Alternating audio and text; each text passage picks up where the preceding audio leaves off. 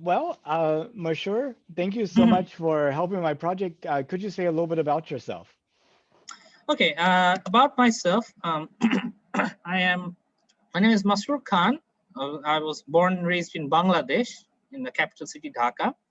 Finished my undergrad in electrical and electronic engineering from BRAC University, the institution from where I graduated from, and currently I worked with the BRAC University Robotics Club during my undergrad years for between 2015 and 2018, and very closely worked with the BRACU Mongoltori Mars rover team, the team which competed for the Mars Society University Rover Challenge and the Indian Rover Challenge. These are competitions organized by the Mars Society. I also, after my graduation in electrical and electronic engineering, I wrote 3 research papers, 2 of them based on space. One was the Mars terraforming with seed ball and microdispersion for the Mars Society International Convention in 2018. And the other is the 12, the EPOSAT research paper, deploying a microsatellite to monitor Dhaka's air pollution, a research proposal that was presented by my teammate in Germany for the 12th IAA Symposium for Small Satellite Earth Observation. So that's the conference organized by the IAA, the International Academy of Astronautics. Okay. And after my graduation, I wrote 3 research papers. I did a Canadian internship. Now, currently, I am enrolled in my master's program, the Master of Science in Mechatronics Engineering at the University of Trento in Italy. But I'm currently in Bangladesh, so I'm, due to the pandemic, I'm studying online. I'll be going to Italy pretty soon within the next few weeks, hopefully continue my studies from there on. But my biggest driver in space research has been robotics.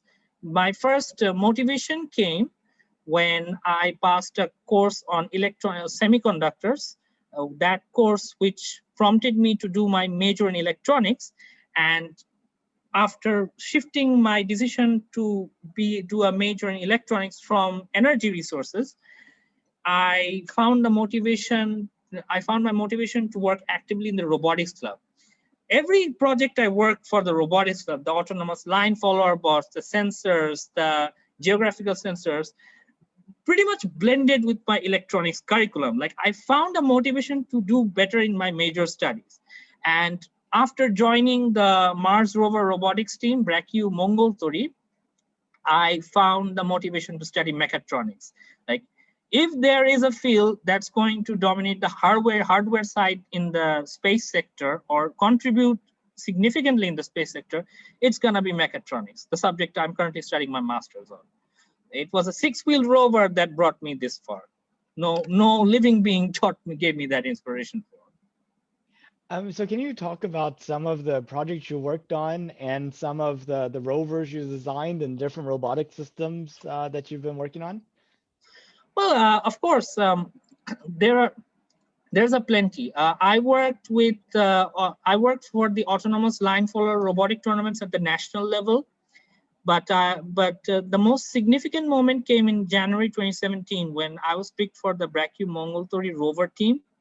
And they recruited me. They saw the potential in me, and they initially recruited me as a mechanical and software engineer.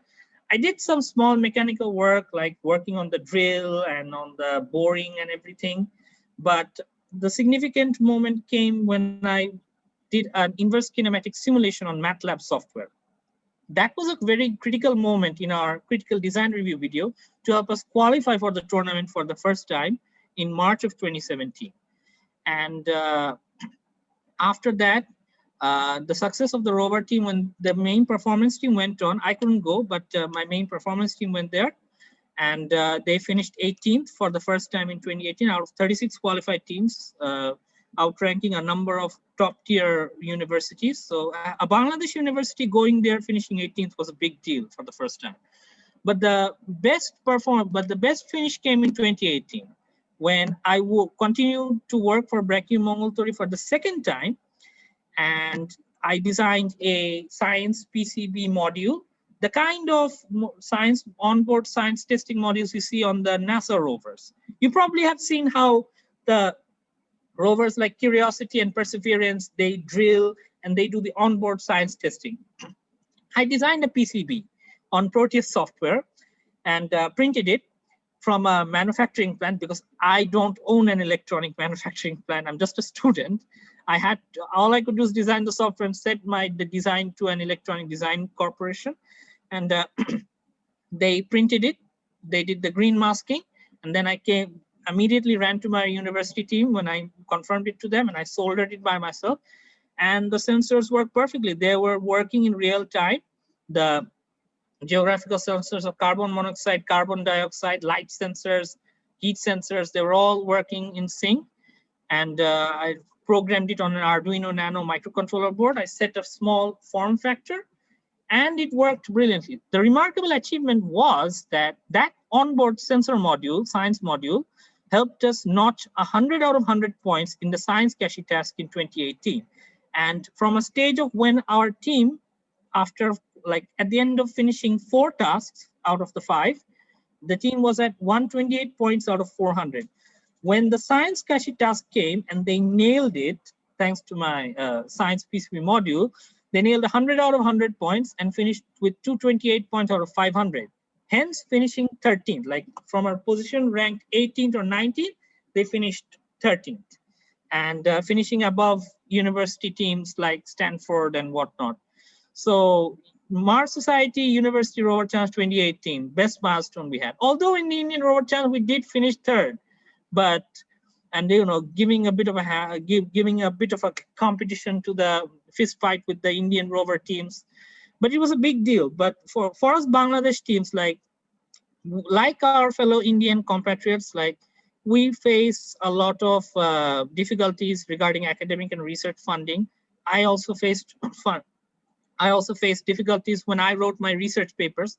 I was unable to find a job because right off the bat after my graduation, I've been trying to find a job related to the space industry, because the commercial space sector is industry 4.0. It's part of the aspects. I want to be part of that generation. I want to be part of the first generation to be a normalized region where working in the space is common practice, and it has significance in contributing back to Earth in numerous ways.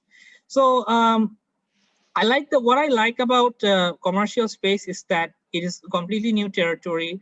Not much has been promised, not much has been discovered yet, and there are numerous companies that are emerging.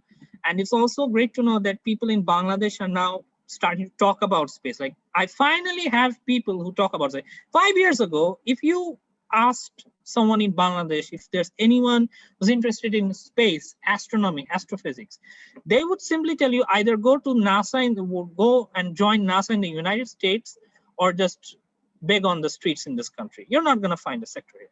However, the big changing point came in 2017 when the government of Bangladesh, with the association of BTRC, the quick fact, BTRC is the Bangladesh Telecommunication Regulatory Federation.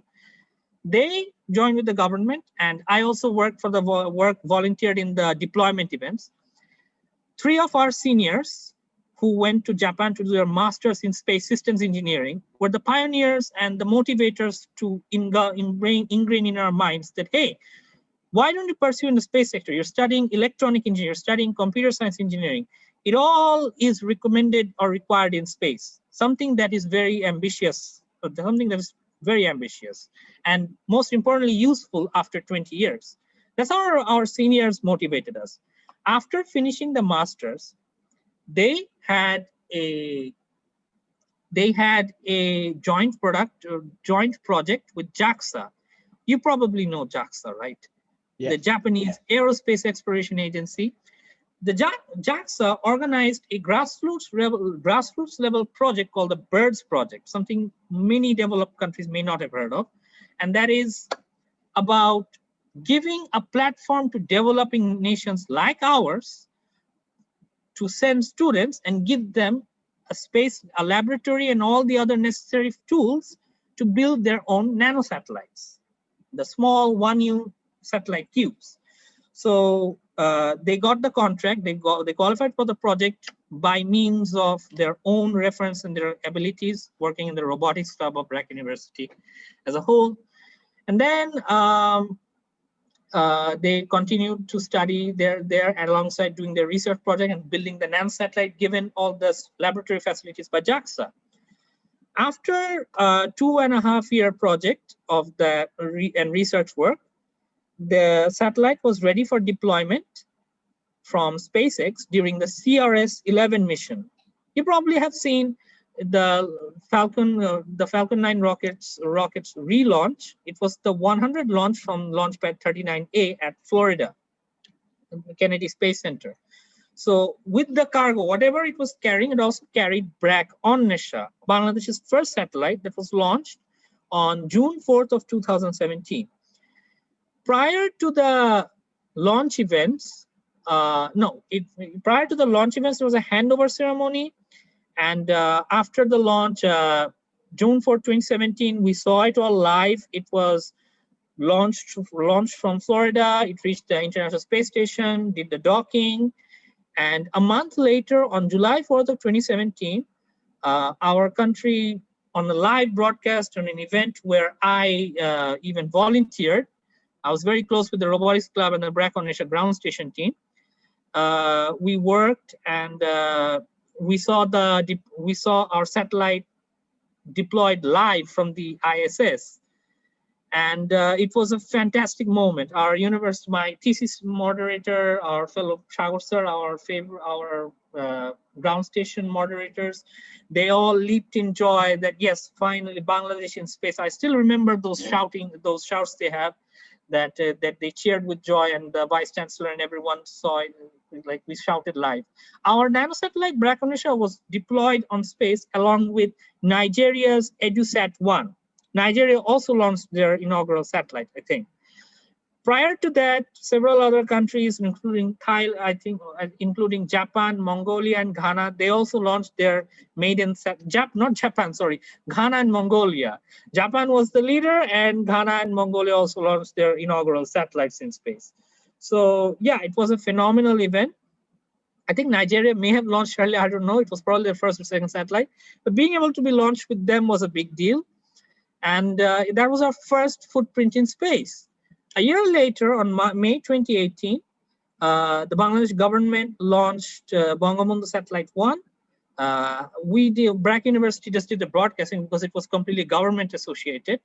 So it was a geostationary satellite, and it was bigger than the one we sent.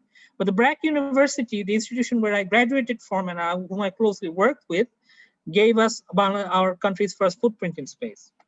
After graduation, like my greatest achievement, like I don't like to say achievement, like my passion or not interest, necessity is that after I finish maybe my master's and my master's in mechatronics and maybe my PhD, maybe, I don't know, depending on whether I'll alive, I like to bring the space industry to this country, Bangladesh, because there are many people like me, including my senior mentors, my brothers who worked, my brothers and sisters, Kafi Bhaiya, Maisun Bhaiya, and Antorapu, brother Kafi, Maisun Ibn Monwar, and Rayhana Shams Antara.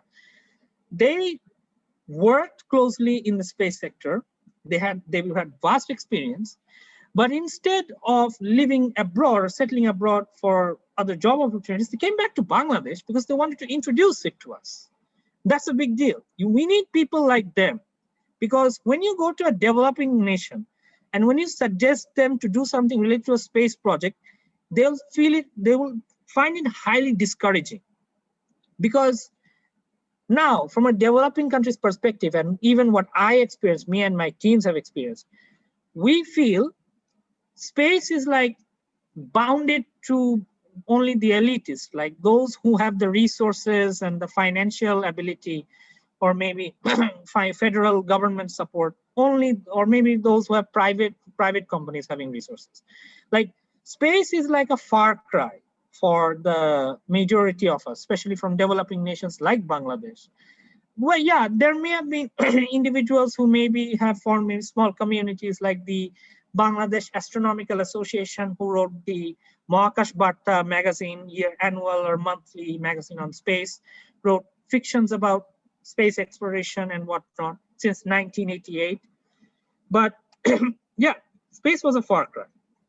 However, 9 years after our country's independence, our country became independent in 1971. So this year is going to be our 50th year of independence. SPARSO was formed, our country's government-run space agency called the Space Research and Remote Sensing Association in 1980. In 1985, America's, I think, ABC News channel created a short documentary called Satellites Over Bangladesh. It's available on YouTube with the video title NASA-SPARSO Bangladesh 1985. And the phenomenal part is, we Bangladeshis, only 14 years into our country's independence, were already interested in space. And what's extraordinary is that what we needed was to create a disaster response communication system. So graduates from BUET, the Institution of Bangladesh University of Engineering Technology, Electrical Electronic Engineering, they went to United States, joined NASA, worked on NASA for some small internship projects, and proposed the idea of creating receiving antenna satellites in buoys to increase our disaster responsibility, because we're a flood-prone country. We live in the largest Ganges and the deltaic region, so we are very prone to floods. And there's no early warning detection system for the rural people in village areas. Few engineers from BUET and those who work in the government proposed, let's try and find a solution from space. I know it's a far cry idea, but if we can create the infrastructure to collect data from space, if we have eyes from above the sky, we will be able to forecast where the disaster is coming from. We're able to forecast, predict natural disaster, and prepare for the better. That's when the researchers began. And even though it hasn't been improved, the very proposed idea of being able to forecast from space is what for us Bangladesh is the earliest projects we have relating to space.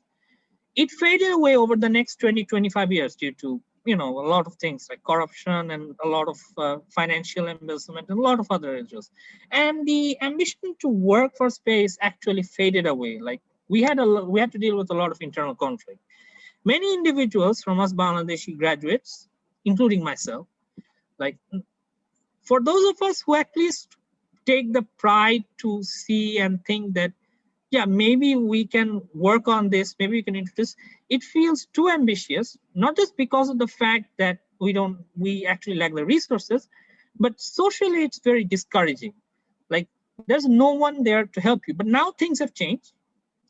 There's now starting to come investments, like Bangladesh Satellite Company Limited has recently been formed thanks to government funding. And there are people, students, young boys and girls, especially graduates my age, who are interested to work in the space sector.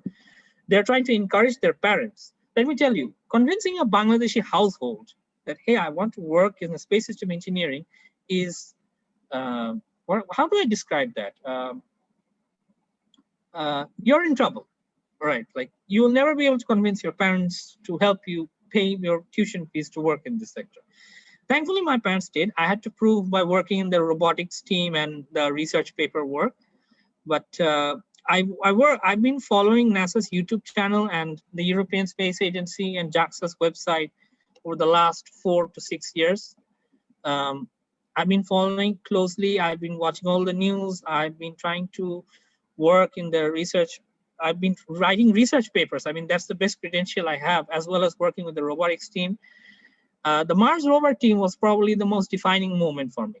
I was ambitious about the Martian photographs that I showed it to my aunts in the district of Rajshahi in 2015.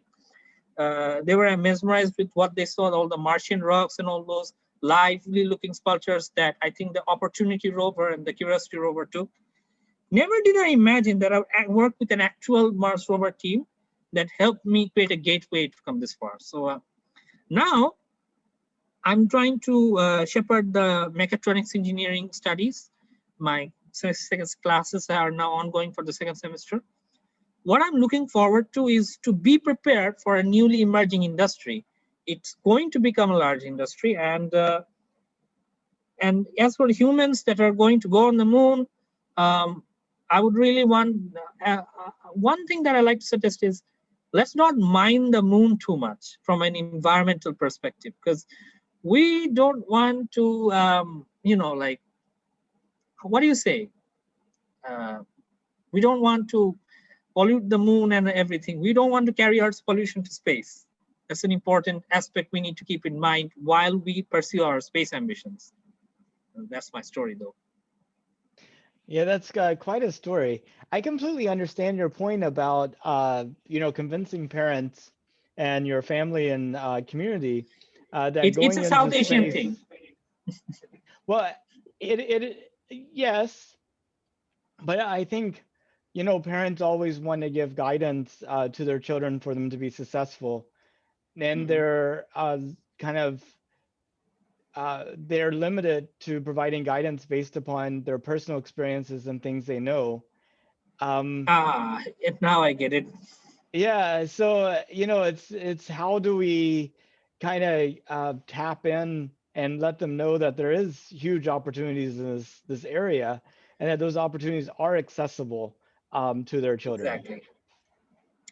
Well, my parents are believing that there is opportunity now. I mean, after with all my personal achievements, which actually affiliated with my institution matter, um, we do not get the opportunities like a lot of kids from the first world nations get. Like, we lack the resources and the encouragement, but the landscape is hopefully changing.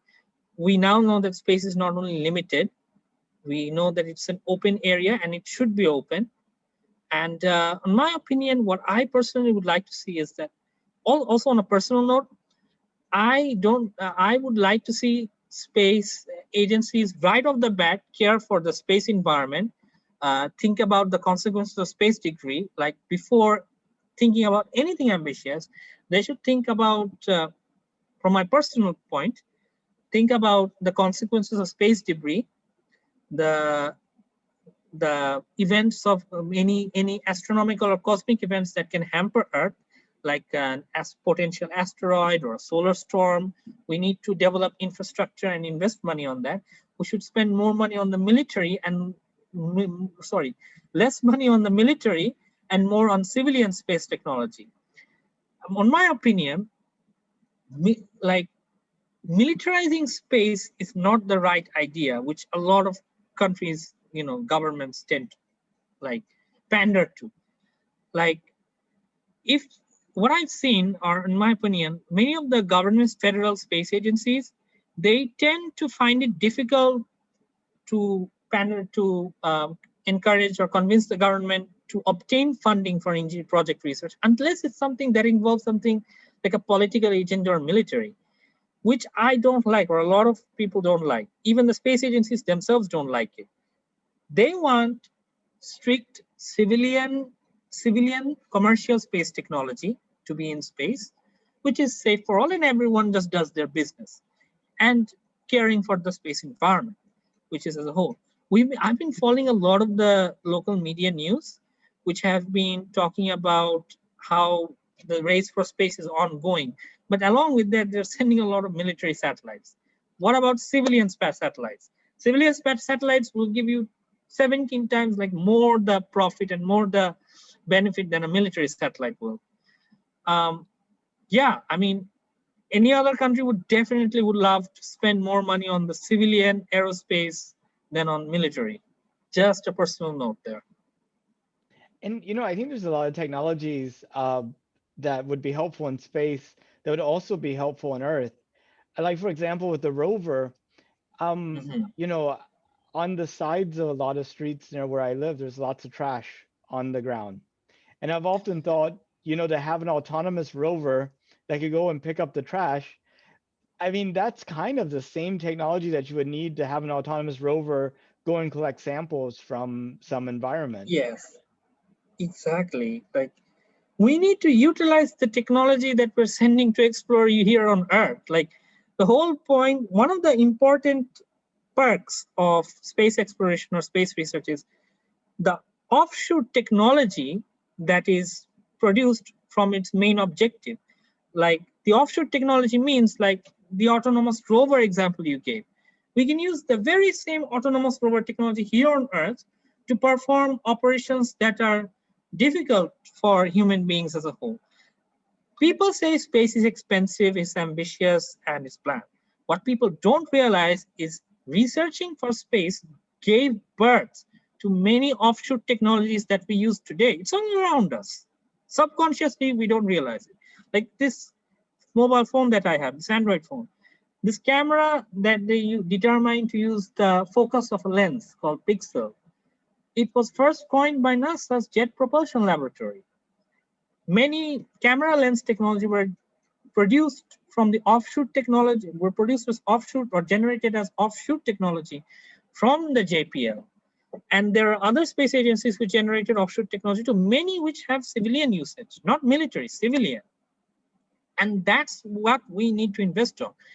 Investing in one product of civilian engineering in space can give you several benefits back in our everyday life here on Earth. I studied a course called Digital System Design, a subject that was also primarily based on robotics, and it was hosted by my university teacher, Dr. Muhammad Khalilur Rahman. You also will see him popularly appearing on national media in Bangladesh. He is an associate professor of the Computer Science Engineering Department of BRAC University. And he was also my thesis supervisor. Now, one of the remarkable lessons that I learned from his course is that robotics follow the 4D rule. 4D rule means, robotics and automation 4D rule means dull, dirty, difficult, and dangerous. If a job or operation has 4 Ds, if it is dull, dirty, difficult, and dangerous, then only then should a robot be assigned to do that job operation instead of a human for safety reasons. And while doing that robotic operation, salary or tax should be paid. The tax should be paid by that robot, and the salary should be paid. Salary should be paid to that employer or worker who's operating that robot. Like here, he taught us to give us a preference to human capital over robotic capital or automation. What he also taught us is that in terms of ethics in automation, we also need to create the term called digital ethics, which even space taught us. And that is, if there is a job and for a certain operation that can be done by a robot, and if there are several candidates, which are either automation-based robotics or human beings, human candidates must be given first priority. Then it will come robots. That's an ethical perspective. And he not only said that from an ethical perspective, he also said that from a perspective of capitalism and socialistic, and most importantly, I'll say that it will help the economy in the long run. If you recruit an automation system or a robotic system in place of a human being to perform that respective job operation, that equipment is going to die out and it's going to make you increase your maintenance costs. But a human will work for long. That's when you refer to the fact that you invest more in the human capital. We can do a lot of things with automation, but human capital must be given first priority above all, not from an ethical perspective, but for long-term economic goals. One thing for certain, that's also something that's learned from space. I don't know why we're not practicing that in schools and education institutions. But I'd like to walk through some examples with you that to probably help to deepen my understanding of your perspective. You know, at one point in time, printers, people who printed books and magazines and newspapers, would actually go and have to arrange the individual letters in trays, which then had ink put on them or applied to paper, and then they print. Block print. Now, today, you can just print directly in your printer. So we have used a robot to replace a human. The human. And so in this situation, are you saying that we should still be paying the human? I mean, like, how does your proposal apply to this particular situation? Well, the most important aspect is we need to create. Of course, it's true that you can say that I can print it on my own, but I'm not saying that in terms of efficiency, actually job markets tend to shift over time. When automation enters the market, it can eradicate old existing jobs that are practiced by humans, but it also allows room to generate new jobs for automation. We're not asking for complete obliteration of automation, saying automation is bad and humans are going to lose their jobs. We want to create an environment where human jobs can blend with automations. Hence, we need digital literacy. We are coming to that era now. An entire generation which used to work manually is now fading away. That generation, we don't want to abandon them. We have to invest in capital to train them, to give them to have the patience and give them, the infrastructure, the liabilities of the corporations and everything else. We need to center everything from a human capital perspective. If we are going to rely upon profits, short-term or quick-term profits, and consider that if I spend money on this individual, trying to teach that individual to utilize automation, we're going to have a lot of laid off employees or workers. I mean, as you have seen, I'm not saying automation is bad. I'm saying that our job market is so much blended to generating a profit. We never even consider about our employee culture. And that's the problem. This psychology that a print, if I'm using a printer, why do I need a human? It comes because of capitalism. It hampers the economy as a whole. If we are going to, we have a lot of human beings, many who are not paid their requisite wages with respect to their jobs, and even in the space, this is what the space industry is also trying to support in. They're trying to help us. The space industry is actually trying to help us generate new jobs for a large field of people who are learning new forms of technology and digital literacy, such forms which can be implemented both in space and in practical life. It's true. You can argue that this is a machine that has obliterated an age-old tradition, but traditions are not forever. Many traditions do change. Maybe they can modify and take some form, but modification and change, that's constant in our planet. That's human nature. Changing is part of human nature. Humans have to change, adapt. And so, like in every other era in the past of how humans had to adapt and work and bring new forms of methodology in their work operations, we have to do the same again here. This is the era of the internet age, digital technology, and transformation of many trademark or textbook practices. So it's easy to dismiss of the fact when you think something from a financial perspective. But when you need to think from a from the perspective of productivity, productivity is what's going to guarantee you everything from long-term profits to human capital to ensuring that an economy runs for the majority of the part of the time. If we focus everything just from a profiteering perspective, it's going to die out pretty soon, and you're not going to get a profit in return because automation dies out. They have a very limited product cycle. Humans tend to have a longer product cycle compared to their automation counterparts. So humans need to be valued. Space research is pretty much that. It's true that we send robots to space, not human beings, obviously. We haven't learn to commercially send humans to work as employees in space. But that culture is coming. And with that changing shift, we human beings need to come to a culture of adaptation, prior understanding our digital ethics and code, those ethical codes which need to be ingrained in the future fourth industrial revolution as a sum. I hope I managed to explain everything.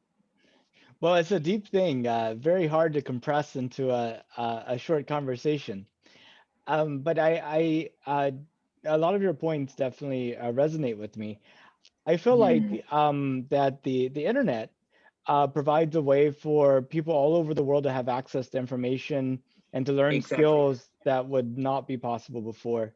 And I also feel like that kind of like a do-it-yourself philosophy, and people kind of taking a makerspace type of approach to their own lives Yes. and the things in their lives helps for people to develop those skills that can keep the automation going and help develop it further. And and throughout the world, you see a consumerism type of technology where people buy a product, they use it, and they throw it away. Oh yes, that's the problem. We need space is here to tell you you need a closed loop economy and a You closed need a loop closed system. loop economy. You need to turn your trash into And treasure. recycle it, You need to repurpose it. That's you need what to this turn is your what trash space into has been treasure. done. Yes, yeah, space has been trying to tell us that for decades. When we send rovers to Mars, think of everything that we learned. What those robotic spacecrafts, the landers, InSight, or even the Prop M rover by the Soviets when they landed it. From the very beginning, when we stepped outside of another planet, we just realized how finite our resources are. So we need to create a closed loop economy. But capitalism didn't allow that. The problem is the industrial age began before the space revolution, and the industrial age and capitalism laid a foundation. I'm not saying capitalism is ugly. I'm talking about a particular form of capitalism. I think it's called venture capitalism or traditional capitalism, which prevails in the root or in the blood of every major industries and corporations. And they started during the industrial age, I think during or prior to the Second World War. They laid a foundation that this is how economies are going to run, this is how economies are going to grow. But now look where we are. The space age began pretty much in the 1950s, when actually in 1946 and 48 they were testing rockets. Yeah, I think I got that right. And then in 1951 there was millions of dollars spent on testing out on launching a rocket, and while trying to launch it, it crashed before it could ignite. But those were years, those failures were going to lay the foundation of understanding research limitations and develop and modify better rockets that we know today. So instead of using rockets for military and military warfare and defense, we started using it as a civilian application. So yes, a lot of technology can be said that it's obtained from the military, but we now want to strictly use it civilian. And most importantly, when we circulated around that civilian technology, we discovered that we need to build a closed loop economy. And only then humans realized that the moment we step out of space, the moment we human beings are so vulnerable, and it's sad to say that space actually began after the industrial age, the research and the space race.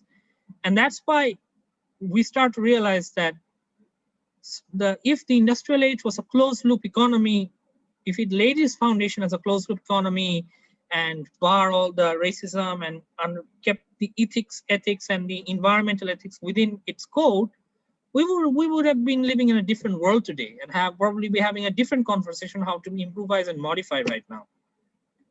Yeah. Absolutely. Absolutely. Well, I don't want to run out of time before asking you a few questions. Yeah, sure. First of all, did you know that NASA is planning to send people back to the moon in 2024?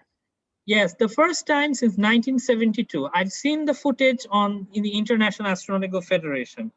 The last of the astronauts, they found oxidation rocks and everything. Yeah, that's like 49 years ago. Oh my God. I know. And oh dear. 49 years ago, human Earth, NASA sent humans to space, and who would have imagined it's for the last? I felt bad for the NASA chair, for the NASA administrator, Jim Bridenstine. He said he was born in 1975, like 3 years after the last humans landed on the moon. During his administration, he wanted to provide it, but the date kept on shifting back. It was at the beginning, it was 2020, then 2021, then 2022, and now all of a sudden 2024. Have you noticed that the date kept on shifting back, like shifting further? Well, I'm not exactly sure which date you're talking about, but I think you're talking about like the launch for the moon landing. SLS. Yeah, but the moon landing, whenever Jim Bridenstine started in office, was actually originally 2028, and they moved it forward to 2024. Oh, that's okay. That's an improvement. But the SLS, rocket was supposed to do its first test flight in 2020, and that got postponed into I 2021, know, I and get it now why it was it's and now it's yeah 2022, and also a lot of people think, 2021. yeah, now a lot of people think that SpaceX and their Starship has a better chance of getting to the moon before the I SLS. I think SpaceX should have gotten that contract far more earlier. We lost a decade of progress because of this blatant government federal policies and the lack of politicians not understanding the significance of space exploration. They don't realize that it can bring them solutions back to Earth, unless you're proposing that, hey, I'm launching a military satellite. Oh my God. Well, But I think you're operating under the premise that politicians want to solve things, for politicians want to actually solve problems. I'm not so sure that's entirely their objective. No. I'm not saying that politicians won't solve problems. I'm saying that it's hard to convince politicians that this is useful for the long term. It's beneficially for the country, for the society in the coming decade, in the next 5 years. You just can't explain, like, no matter how much scientific proof. I mean, there were politicians who didn't even trust the severity of the pandemic. How can we trust them about space? But we need to. The psyche is now changing, and looking forward to 2024. I mean, praying that it will be a safe journey for the astronauts. On my opinion, if you're going to be landing on the moon, make sure the lunar base is, on my opinion, should be an environment friendly, a moon friendly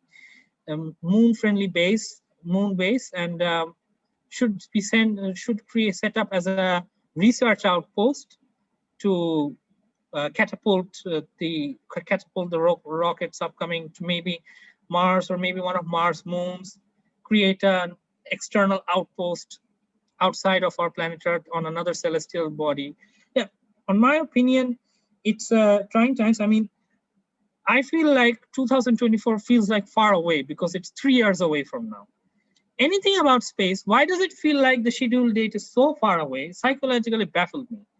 Like I'm now 27 years old, and if in 2024 I'm gonna become 31, and I can't wait. Like, why can't it be now? That's my I question. agree. I hope that people like you make it now. Yeah, we are trying our best to.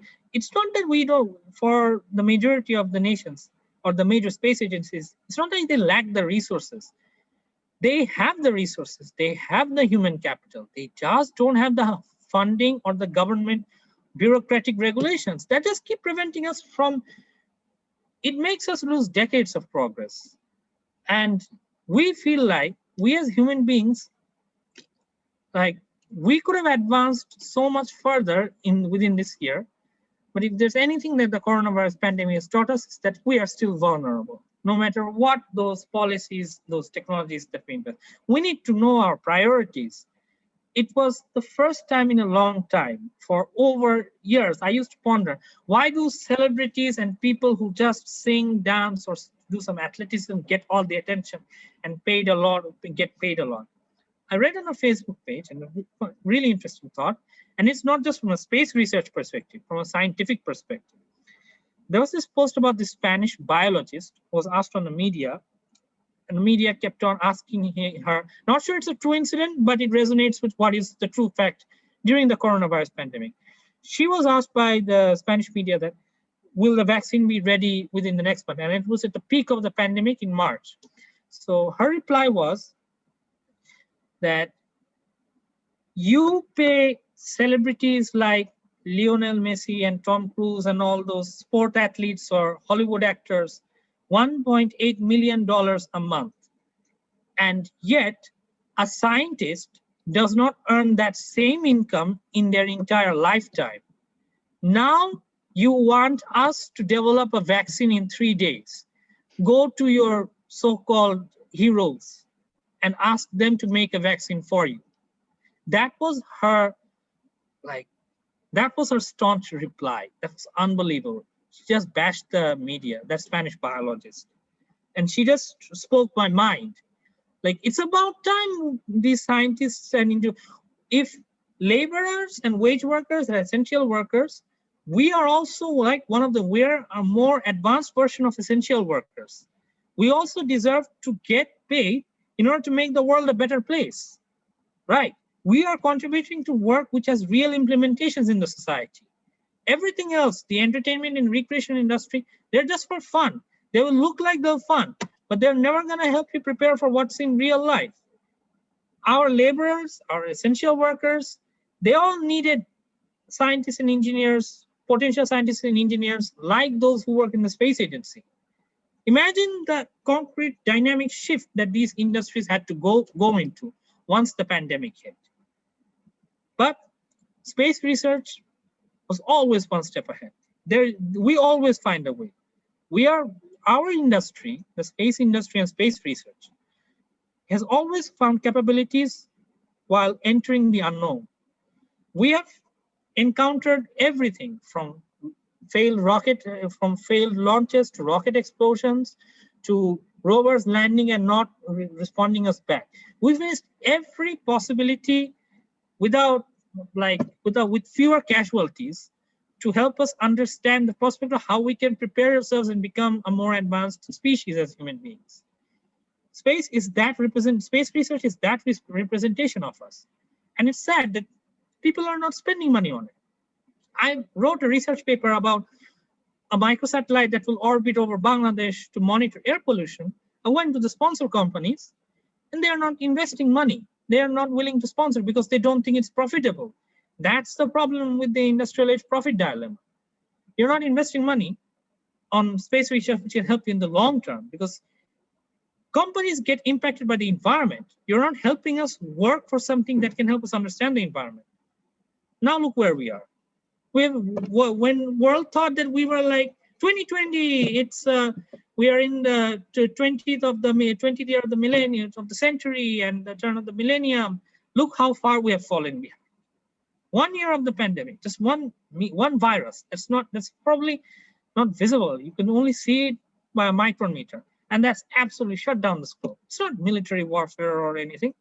So it's a pandemic that had to make people convinced, hey, research papers and scientific papers are important. I've been telling that over the last 4 years to my general public. I'd like to rewind just a little bit and get you to talk a little bit more in detail about the moon base and it being moon friendly and exactly what characteristics would make a facility on the moon friendly in your mind and what characteristics would you think would make it not moon friendly? Well, I can put one thing out of the bat, and that is if you take plastic on the moon, then it's not going to be good for the moon. We need to create or maybe develop a type of physical material that is moon friendly. It can be minerals that we have on Earth, but we always need to understand the moon first. It's why we send our lunar rovers and everything to space. I think maybe you can build a moon base with the moon particles, but I think mining the moon is something I'm highly discouraging us. Like excessive mining of the moon can create an imbalance in the cosmic shift and in the lunar environment. So we have to ensure that we create a moon base that is compatible with the moon, Earth resources that are compatible with the moon. Oxidizing materials, I can't recall, but those materials can be harbored and tested and simulated in a lunar-like environment back on Earth. It will help us better prepare and understand that it will also work equally on the moon. Another important fact is that we need to ensure that the minerals we used are also part of a closed loop economy or a closed loop system. Otherwise, we're just going to end up taking our pollution outside of Earth. So right off the bat, we need to take into account the ethics, the policies, the codes, and the environmental ethics, and lay a foundation that's going to sit well with the moon surface. I'm very much certain about one thing. One of the structures you can create, the architectural structure of the moon base, it can resemble like igloos in the North Pole or South Pole, similar to where Eskimos live. Maybe a larger footprint and giving more space in a roundabout, around the 360-degree circle. That's just a proposal, by the way. A lot of things can change in 3 years. But yeah, that's one of my proposal. Another thing is that mining should be regulated, in my opinion. If we mine the moon to a point where there's absolutely nothing, we are gonna put our entire planet and our entire solar system into a dubious problem. At least our Earth's atmosphere into a dubious situation. Like, what can I say? It can recall a new type of natural disaster, a cosmic disaster. So I would really like to advocate for mining regulation. And if mining is not necessary, maybe for small scale research, I'm totally for it. Like, I would vote for that. Well, Personal opinion. I only have time for one more question, and Okay, go ahead. it is if you could, would you go to space? In my lifetime, well, good question. No, but I like to work for people who want to go to space. That's my opinion. Like, for me, I know there are many people who expect the same opportunities like I have, but they want to go to space as well. I want to work for those type of people who are ambitious to go and work and research for space. I know it's a dilemma that a lot of people feel that space is so ambitious.